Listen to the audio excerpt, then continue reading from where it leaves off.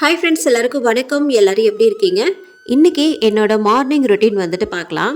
அது மட்டும் இல்லாமல் டெய்லி வந்துட்டு உங்களுக்கு ஒரு ரெசிபி ஒன்று கொடுக்கலாம் அப்படின்ற மாதிரி தான் நான் வந்து வீடியோ வந்துட்டு எடுத்துகிட்டு இருந்தேன்.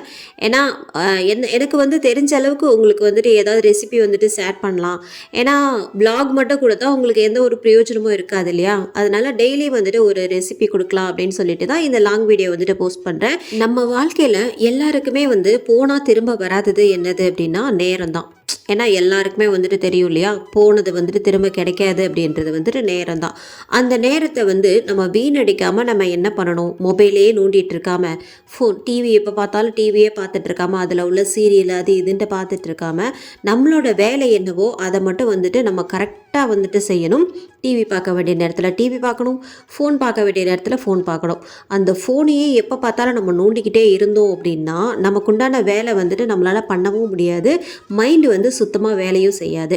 நீங்கள் வந்து இதனால் என்ன பண்ணுறீங்கன்னா நேரத்தை வந்துட்டு வீணடிக்கிறீங்க. நானும் இதே மாதிரி தான், எனக்கு போர் அடிக்குது அப்படின்ட்டு நான் ஃபோனை நோண்டிக்கிட்டே இருப்பேன். ஆனால் அதில் என்ன விஷயம் இருக்குது, நம்ம வந்துட்டு சோஷியல் மீடியாவில் போனோம் அப்படின்னா 4 விஷயம் தெரிஞ்சுக்கிறோம், அவ்வளோதான். பட் அது என்னென்னா நம்ம கொஞ்ச நேரம் தான் அதை பார்க்கணும். அதையே பார்த்துக்கிட்டு இருந்தோம்னா கண்ணுக்கும் கேடு, நம்ம நேரத்தையும் வீணடிக்கிற மாதிரி இருக்கும் இல்லையா? உதாரணத்துக்கு நான் என்ன சொல்ல வரேன்னா, சில பேர் என்ன பண்ணுவாங்கன்னா காலையில் போட்ட டிவியை மத்தியானம் அந்த நாடகம் 3:30 மணி அந்த டைமில் முடியும்ல, அது வரைக்கும் பார்த்துக்கிட்டே இருப்பாங்க. எங்கள் மாமியார் கூட அப்படி தான், நானும் நிறைய வாட்டி பார்த்துருக்கேன். அந்த டிவியை வந்து பார்த்துக்கிட்டே இருப்பாங்க, சமையல் செய்வாங்க, டிவி பார்ப்பாங்க. இப்படியே தான் வந்துட்டு அவங்களோட வந்துட்டு வாழ்க்கை வந்துட்டு போயிட்டுருக்கும். ஆனால் இதில் வந்துட்டு அவங்களுக்குன்ட்டு ஒரு யோசிக்கிற தன்மை அந்த இதுவே போயிடும், சுத்தமாக போயிடும், அந்த நாடகத்துக்குள்ளேயே போயிடும். அதே மாதிரி தான் இப்போ ஃபோனுக்கு வந்துட்டு அடிக்ட் ஆனவங்க வந்துட்டு நிறைய பேர் இருக்கிறாங்க.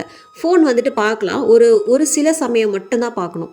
அது வந்து நம்ம தொடர்ந்து பார்த்துக்கிட்டே இருந்தோம் அப்படின்னா அதில் உள்ள பாதிப்புகள் வந்து இப்போவே டாக்டர் வந்துட்டு நிறையவே சொல்லிட்டு இருக்காங்க. ஸோ நம்மளோட நேரத்தை வந்துட்டு நம்ம தான் பயன்படுத்திக்கணும். போனால் திரும்ப கிடைக்காதது நேரம் மட்டும்தான். நான் சின்ன பிள்ளையா இருக்கும் போதெல்லாம் என்ன பண்ணாங்க, எங்கள் அம்மா அந்த பெரிய ஆட்டோர்லாம் இருக்கும்ல, பெரிய பெரிய ஆட்டோர்லாம் இருக்கும், அதில் வந்துட்டு இந்த ஒரு ஆள் வந்து ஆட்டுவாங்க, இன்னொரு ஆள் வந்துட்டு தள்ளி விடுவாங்க. அந்த மாதிரி எப்படி பார்த்தாலும் ஒரு 2 மணி நேரம் 3 மணி நேரத்துக்கு வந்து அந்த மாவை வந்து அரைச்சிட்டு இருப்பாங்க.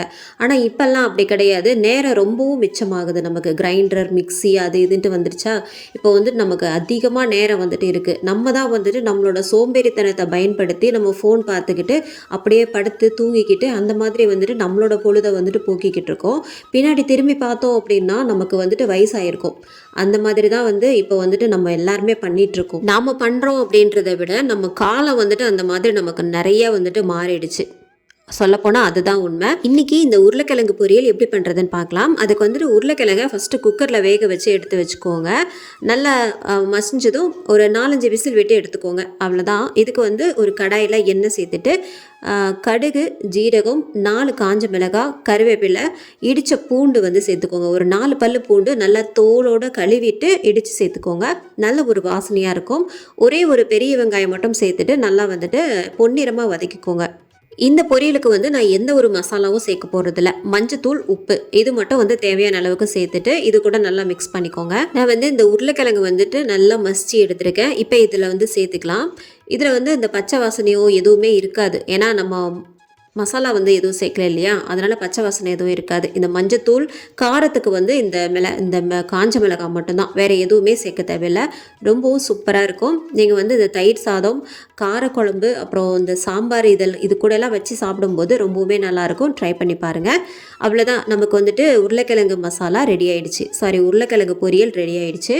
இன்றைக்கி வந்து நான் பசங்களுக்கு இந்த தயிர் சாதத்து கூட உருளைக்கிழங்கு பொரியல் கொடுத்து விட்டேன். இது வந்து சாம்பார் சாதம், காரக்குழம்பு, ரசம் எல்லாத்துக்குமே சூப்பராக இருக்கும். கண்டிப்பாக வந்துட்டு வீட்டில் ட்ரை பண்ணி பாருங்கள். இந்த விலாக் வந்து உங்கள் எல்லாருக்கும் பிடிச்சிருக்குன்னு நினைக்கிறேன். அடுத்து ஒரு நல்ல விலாகில் பார்க்கலாம். அது வரைக்கும் பாய்.